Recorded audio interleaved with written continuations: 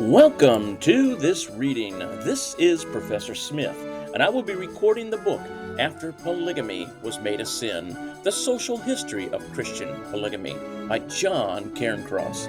Polygamy was forbidden after Roman papists took over the church.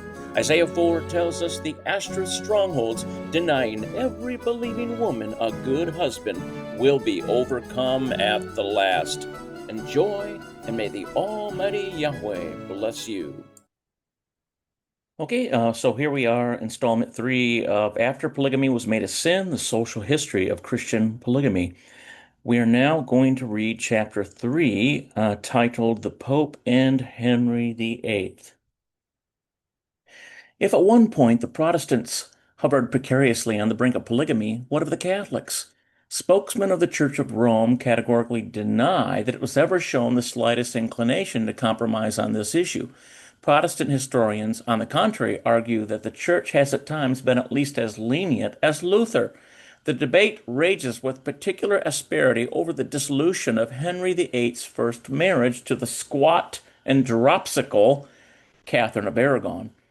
It is an extremely complex issue involving almost every major aspect of an age of violent transition. One reason for Henry's desire to annul that marriage was clearly the need for a male heir. Catherine had given him only a daughter, the future Queen Mary. The king was only the second of a new dynasty, which was none too securely established. Unless he had a legitimate son, he ran the risk of seeing the country torn between the armies of rival claimants and even of being invaded by a foreign pretender. But it was Henry's infatuation for Anne Boleyn that gave sinew to his campaign for a second marriage. In 1526, at the age of 35, he met and was captivated by the 19-year-old French-educated girl. Despite his age and, it has been asserted, incipient syphilis, Henry was still young and lusty, disposed to all mirth and pleasure, and to follow his desire and appetite. He subjected Anne to a whirlwind courtship, but, though not, we are authoritatively assured by one of Henry's biographers, a virgin she held back for some time, and subsequently demanded marriage. It was then that Henry approached Rome with a request for an annulment. The Pope, Clement VII, was in no position to grant the request, not only because of theological obstacles, but also because Catherine was an aunt of Emperor Charles V, and that potentate had captured and sacked the Holy City in 1527, the year of Henry's first embassy on the marriage. Clement therefore prevaricated and temporized. In the summer of 1529, when he was sure that the emperor had defeated the Anglo-French alliance of 1528, he came out with an open refusal. Henry, faced with the prospect of Anne's first child being born illegitimate, pressured Parliament into declaring him supreme head of the church in England. The Archbishop of Canterbury declared his marriage to Catherine null and void by reason of her former association with Henry's brother Arthur. Thus it was that the ruler who had been granted the title of Defender of the Faith by Pope Leo X for his refutation of Luther's anti-papal writings in 1521 was, 12 years later, to find himself excommunicated by the Bishop of Rome. Looking at it in retrospect, the clash between king and church seems inevitable. The margin of maneuver and concession on either side was slender, and yet there might have been a solution acceptable to both sides, however far-fetched this may seem today. This way out was a bigamous marriage, and it offered numerous advantages. It enabled Henry to avoid repudiating Catherine and thus antagonizing the emperor. It allowed him to marry Anne and probably obtain a legitimate heir to the throne. It provided a way around the thorny issue of the Pope's powers to dispense in the case of the marriage of a man with his deceased brother's widow, which applied to Henry. And it eliminated the danger that Henry might cut off England's annual tribute to Rome or move toward Protestantism.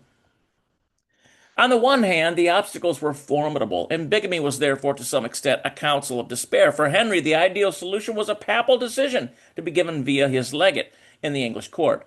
That his queen's first marriage was null and void. A bigamous marriage was to be envisaged only if such a decision were refused.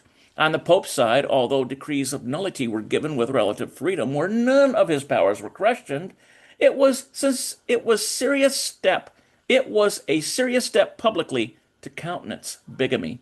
And in fact, the reference of his emergency solution tended to emerge only when the prospects of any agreement on an annulment were at their most remote. Thus, the commission given to Henry's first envoy to Rome, a Dr. Knight, William Knight, involved a dispensation to marry a second wife without being divorced from Catherine because of the, quote, great reasons and precedents, especially in the Old Testament, unquote. This was in 1527 when Clement was completely under the emperor's thumb. In any case, the mission was countermanded before it could be put into effect.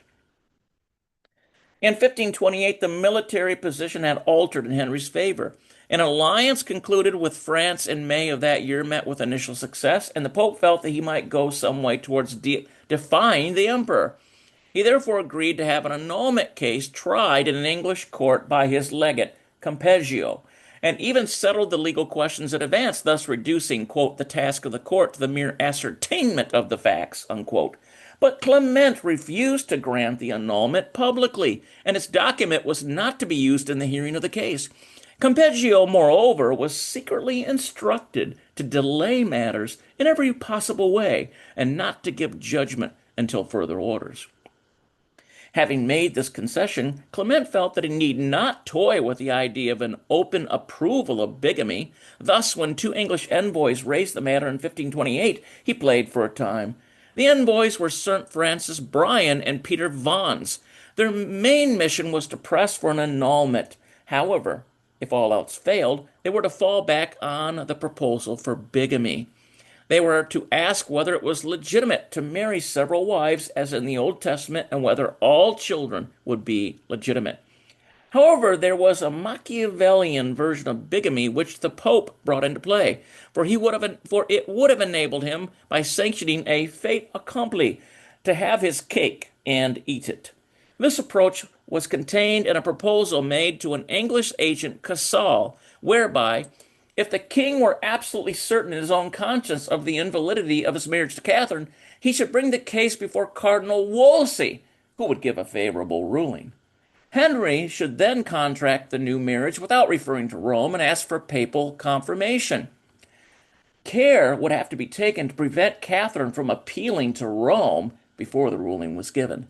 If a marriage could be entered into before any such intervention, the Pope would legitimize the children, since the marriage had been entered into in good faith.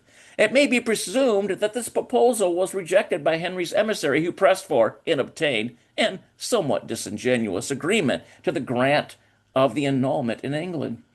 However, the ground was almost at once cut from under Henry's feet. His French ally suffered a serious reverse in Italy in September and was routed in July of the following year. The Pope and the Emperor had by then come to terms, and in July the annulment suit was revoked to Rome. It was clear that any decision unfavorable to Catherine, the Emperor's aunt, was out of the question. The only way out of the impasse was bigamous marriage. If we look back at the situation with the wisdom of hindsight, there's little doubt that the only move which could have deterred Henry from being carried off by the force of events to effect the Reformation was, to the modern eyes, astonishing device. This astonishing device, reader's note, which I believe what they're speaking of, is just the simple solution, which is a scriptural solution of a bigamous marriage, but of course it would cause such a furor in all of Europe at the time. And then, of course, as the reasons aforementioned in the previous chapter, then the common people should think that they could do so as well. And so this was nothing more than control, massive control of the people. That's really what this was about. Although the surface reasons is that they would have all kinds of so-called church reasonings and such. Continuing on. Nor was the proposal long in finding a spokesman. In March 1530, the French Bishop of Tarbes said the Pope had told him that he would be glad if Henry's second marriage was celebrated, provided it did not imply any reservation as to his powers of dispensation regarding divine laws. In September, the Pope went even further. This time, the proposal was not merely that he should condone a fait accompli, but that he should come out openly in favor of bigamy on the strength of an authoritative opinion that such a step was within his powers. There are three largely convergent accounts of the incident. Janucci, looks like Janussi, the Bishop of Worcester, an English envoy of Italian origin, reports in an undated letter that after a long discussion, presumably in the first half of September, the Pope had said that it would cause much less scandal for the king to have two wives than for him, the Pope, to grant Henry's demand for the repudiation of Catherine. Janussi was not sure whether the solution could be acceptable to his master, and thus pressing for the grant of an annulment. The Pope, for his part, developed the case for bigamy with considerable warmth. Casal, writing in the 18th of September, declares, quote, "A few days since the Pope secretly proposed to me that your Majesty might be allowed two wives, I told him I could not undertake to make any such proposition because I did not know whether it would satisfy your Majesty's conscience. I made this answer because I know that the imperialists have this view and are urging it, but why I know not." The fullest version is the one given by Henry's other envoy, Bennet, who reports a similar proposal in the dispatch dated the 27th of October. Bennet asked Clement whether we were sure that such a dispensation was possible, and here's the quote. And the Pope replied that he could not, but said that a great divine showed him that he thought, for avoiding a greater inconvenience, his holiness might dispense in the same case. However, he said he would consult further with his council, unquote. Reader's note here. So it appears, isn't it interesting that the Pope even countenanced the idea of bigamy, preferable over divorce? Isn't that something? Doesn't that underscore the sheer hypocrisy of these people, guided not by, Holy Writ, not by fear of Elohim, but by fear of what the councils of men and kings and politics might mean if they were to rule such and such. Continuing on. The suggestion Bennet comments was made so doubtfully that it appeared to be nothing more than a time-saving device. Subsequently, Clement reported that he had in fact consulted his advisors, and they had said plainly he could not do it. Scarisbrick has stressed the skepticism of the English envoy and waved aside the episode as pure tactics, and there is no doubt that it represented a desperate last-minute ploy on the part of a man who had constantly sought to put off the evil day and who was on the horns of an increasingly pointed dilemma. But the proposal was made in the knowledge that Henry himself had entertained the possibility of such a way if all else failed, as it had, and as it appears that the emperor for his part was willing to accept it too. Even more important is the consideration that the content of a tactical move is often as significant as the tactics. The fact is that this time Clement was venturing, however hesitantly, onto the thin ice of principle, and he was doing so on the advice of a great divine, quote unquote, that he should grant a dispensation in the real sense of the word. And these are the reasons given in brackets: freedom openly to disregard a particular law or ban, and not an approval to salve the sinner's conscience, such as the Wittenberg deliberation, unbracket. Clearly, the theologian in question was prepared to go much further than Luther and his two Protestant colleagues, and he was no marginal figure, but a highly influential prince of the church and an eminent biblical scholar, Cardinal Cajetan. This prelate's willingness to propose a bigamous solution was in part due to his resolute opposition on moral and political grounds to the repudiation of Catherine by Henry, but his attitude is also in line with his general views on polygamy. He taught that this was neither forbidden by natural or divine law. All the marriages of the patriarchs were legitimate. There was no ban on polygamy in the New Testament, and the oft-quoted text of Matthew 19:19 forbade divorce, not polygamy. A man who put away his wife without good reason and married another was committing adultery against his first wife, but the offense could be avoided by retaining her. Early Christians were allowed several wives along patriarchal lines, and the issue was never raised by the legalistic Paul. The law of one wife for one man is not to be found in the canonical scriptures. Even the marriage of one man with two sisters, forbidden in the Old Testament, seemed permissible to Cajetan, whereas for Luther, a word from God was needed to sanction such a step. However, the cardinal was almost alone in his opinion on this issue, was roundly condemned by one of his colleagues for his, quote, filthy teachings, unquote. All the same, quite a number of other theologians in the Middle Ages shared Cajetan's views, though not his other findings on the subject, that polygamy was not contrary to natural law. Many, but not all of these, were Spaniards, such as Vera Cruz, Palacios, Tostadas, Michael of Medina, and Abulensis. It has been plausibly conjectured that they were influenced by their familiarity with Muslim polygamy in Spain or North Africa. But if there was disagreement as to the natural justification of polygamy in natural law, there was general agreement that, should the male population be decimated by wars or plagues, the Pope, after a special revelation from God, could sanction the temporary introduction of polygamy to replenish the earth. Duns Scotus and the Summa Angelica are two of the many authorities giving this ruling.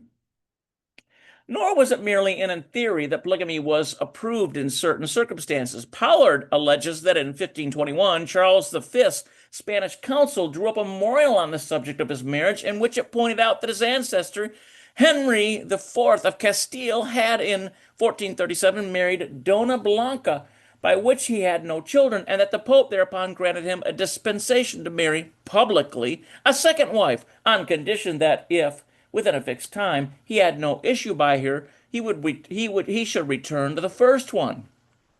This latitude, especially in relation to kings, is probably an echo of earlier practices when plural marriage was common among rulers. Emperors such as Charlemagne, Lothair, and Pepin had officially several wives. And the church must have adopted a fairly tolerant attitude in those times, if we are to judge by Gregory II's permission in 726 to remarry in cases where the wife, because of an infirmity, could not discharge her conjugal debt. However, the real issue in Henry VIII's days was not whether the church did or did not allow bigamy. The short point is that it did not have to. It could and did dissolve royal marriages with remarkable ease and on slender grounds. The Duke of Suffolk, for example, Henry's brother-in-law, granted himself a divorce, and then had it confirmed by the Pope. Henry's half-sister, Mary Tudor, the Bothwell, husband of Mary, Queen of Scots, did much the same. The French ambassador to Scotland, writing in 1567, expressed surprise at the strange custom prevalent in Scotland, and to some extent also in England, of marriages being dissolved if the couple did not get on. But in fact, more was involved than the strange customs of the wild Scots. For, to cite one case among many, Pope Alexander VI had outlawed Louis VIII of France to divorce his wife simply because he wished to acquire the province of Brittany by marriage.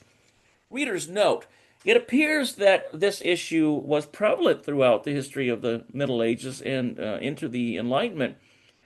And it's mostly within the those who had the power. In other words, it threatened the Pope's power, it threatened church authorities, if perhaps they did not go along with such. But on the other hand, you do have this whole list of Catholic, priests that made arguments, strong arguments for the practice. And it's interesting that basically it all comes down to the why. When I read this, the why. Why does the man want a second wife?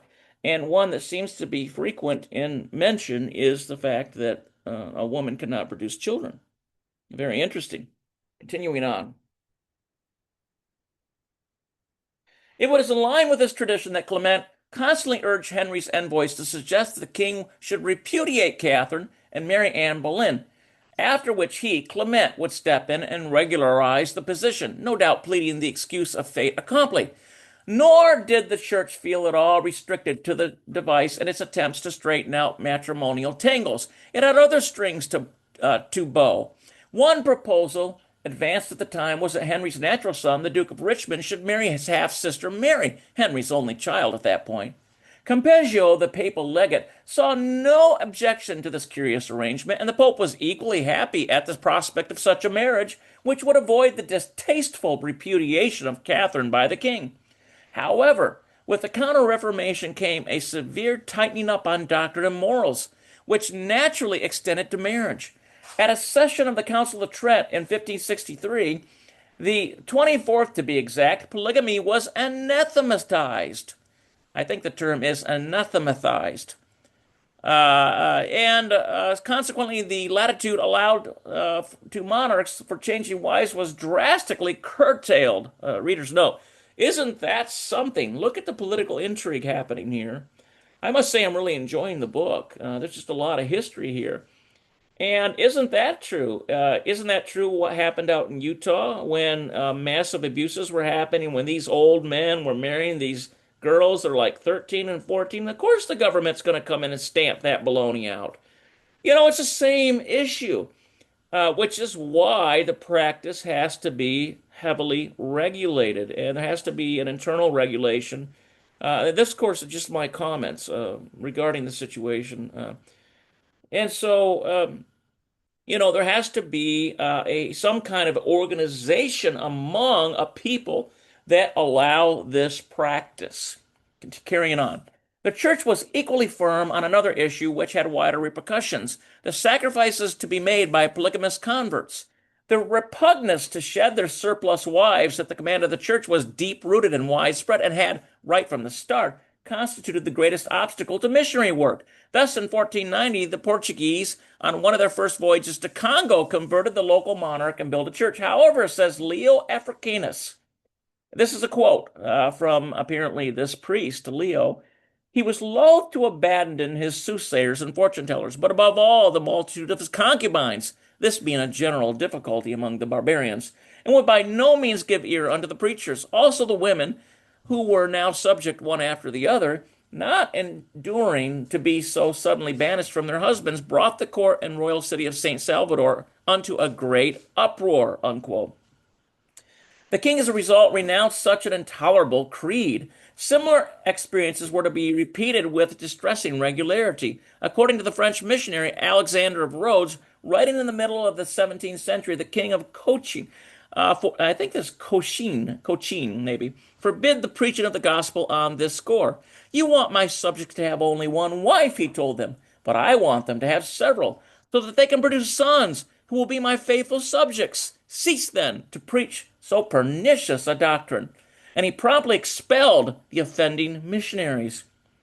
Yet, despite the temptation to take a flexible line on polygamy, the church refused to yield. In a number of papal encyclicals between 1537 and 1585, it was laid down that, on conversion, a polygamist must divest himself of all his wives, but the first one.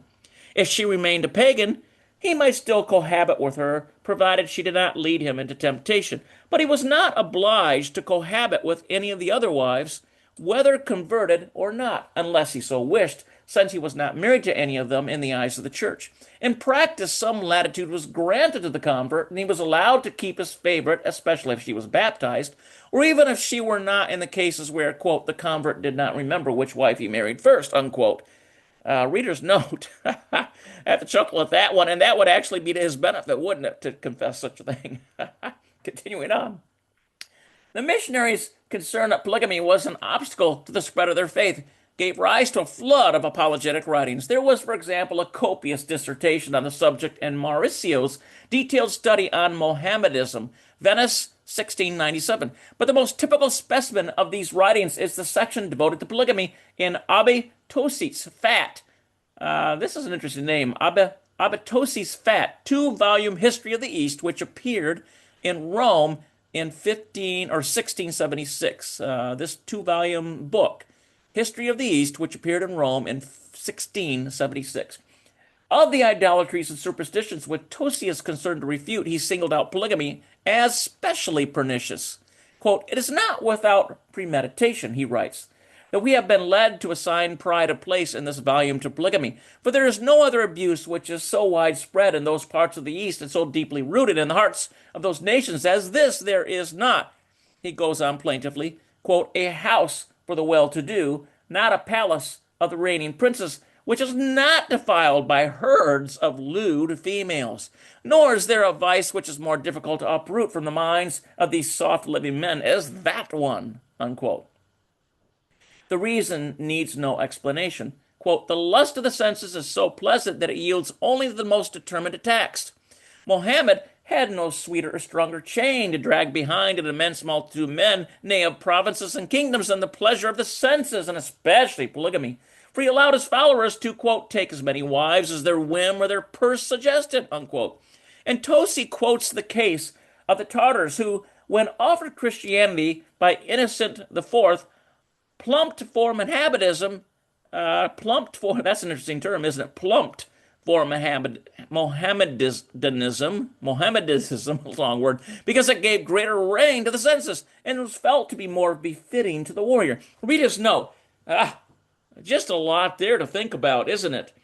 When you think about the idea of building nations is predicated upon this idea of the acceptance of polygamy because it is a realistic effort to put soldiers out on the battlefield. And this is it little wonder that Europe was besieged by Islam and such incredible horror ensued all over Europe. Why? Because they limited themselves. Think about that when you talk about policy and politics and so on. Religion. Continuing on, once polygamy was spread among the heathen, Tosin continues, quote, it took a firm hold of them. Akbar, the great Mughal, was on the point of embracing Christianity, but when he realized that he would have to content himself with one wife and give up all the voluptuous creatures of his harem, he thought better of his decision, unquote. Tosi then sets out to refute this poisonous error. He enumerates the four purposes of marriage: the procreation, the rearing of offspring, which is by far the most important, the society and mutual succor offered to each other by man and wife, the tempering of lust, and lastly, the provision of a symbol of the union between the faithful and Christ. On the first score, the Abbe admits that polygamy does contribute to the increase of the human race, though not nearly as much as monogamy. That's in brackets, and is thus, in one highly important respect, consonant with the will of God. The point is driven home with an impressive wealth of detail. The list of honor is opened by David with a score of 19 children, apart from those born to him by concubines, but the figure rises rapidly through Rehoboam with 28 sons and 60 daughters, to Herotimus, an Arab king with a progeny of 600. But even these achievements are left far behind in the New World where, quote, we read of such examples of fecundity that they seem to exceed the limits of human credibility, unquote. According to Torquemada, Montezuma, the king of Mexico, had at one point in time 150 men pregnant by him. As to mutual succor, polygamy infallibly gives rise to jealousy and intrigue, and the Ottoman emperor quarrels are incessant. And when it comes to calming the sting of lust, polygamy merely inflames desire, for passion increases with habit. And Tosi rounds off his expose with the appropriate Latin tag of Messalina's unsatisfied ardor, at lasata cadem. This is a Latin line, so you have to excuse me if I don't pronounce this correctly. At lasata quidem nundum satiata residit. Lastly, when a man is joined to several women, he cannot, the Abbes ingeniously explains, symbolize Christ's union to the church. Reader's note here, remember that everything is predicated. When they talk about the union of Christ to the church, everything is predicated upon the failed and false belief that the Jews were completely cut off, you see. And Romans tells us that's not true. And it also predicated upon the idea of this Gentile nebulous body strictly controlled by Rome, when we know from Scripture that our Heavenly Father still has two wives, or in reality, two nations, that being the house of Israel and the house of Judah, although the house of Judah is in disobedience and rebellion because they've rejected the Son. So you have to see how the doctrine and basically directed these attitudes against what is admittedly, at least to some teachers, a perfect solution for many of the conundrums that the church encountered. Continuing on, he is, of course, strongly against polyandry, partly because the paternity of the children should be uncertain. Now, this is interesting. Polyandry is a woman having many husbands, okay? So he is, of course, strongly against polyandry, partly because the paternity of the children would be uncertain, partly because one servant cannot have several masters, the woman being obviously the servant, and also on a more practical level because no remedy could be provided for the unbridled appetites of several men and the pride of their vigor by a single woman. quote, who might be engaged with one man when others demand to be served, unquote. The Totzi's treatise is still readable. I think it's treatise. Totzi's treatise is still readable and still orthodox. The attitude of the Church from the Council of Trent on has been remarkably consistent. Not only do they still condemn polygamy, they also maintain, despite the findings of biblical scholarship from Selden on, that it was not permitted in the Old Testament. As recently as August of 1969, it was possible to read the following answer by the staff of a by no means clerical Italian paper, that looks like Corriere della Sera, to a reader, which had raised the question, quote, it is somewhat embarrassing to reply the will of God has always been inscrutable, even if certain pages of the Bible suggest the contrary. In any case, the God of the Bible of the Jews, our God, in a word, did not allow his people to practice polygamy, unquote. Readers note here, obviously they go so far as to lie, to dastardly lie against what the scriptures are clearly showing. And they twist and they contort themselves to such a level that they propose these asinine teachings, you see, the rejection of what Holy Writ says leads to these kinds of heresies. And as Paul said, I believe in one of his letters, that denying marriage was a doctrine of demons. Of course, and as I said before, the Roman Church is particularly guilty of such, and the Protestants are still guilty of such because they follow this heretical Council of Trent and these other attitudes that were formed early on. Continuing on. The Church's practice has been equally constant, at least in such countries as Spain and southern Italy, where marriage and sexual codes are not unlike those of the Muslims, but based on what looks like Moronion says shamefaced polygamy, unquote, being nearer to a plurality of women than a plurality of wives. Now that's an interesting comment there, and that completes the chapter. But isn't that interesting? The Church's practice has been equally constant, at least in such countries as Spain and southern Italy, where marriage and sexual codes are not unlike those of the Muslims, but based on what Moronion says, shamefaced polygamy being nearer to a plurality of women than a plurality of wives, because they could not have legitimacy, you see. But remember that Spain was literally overrun by Islamic invaders. And they had plenty of soldiers to field, didn't they? And I believe it was, I'm trying to remember, rack my brain here of my history classes, but let's see here. Yeah. But anyway, there was basically a hero that rose up in Europe and beat back the Muslims eventually out of Spain. Now, they lost ground little by little, but they finally were completely run out. And so the Catholic Church assumed its full territory again at some point in history. Okay, so that concludes our video for today. The next time we're going to look at chapter 4, the two-nosed head Ochino, and we're looking forward to that. I must say I'm quite enjoying this reading, and I hope you are too. And so with that, I say shalom, shalom.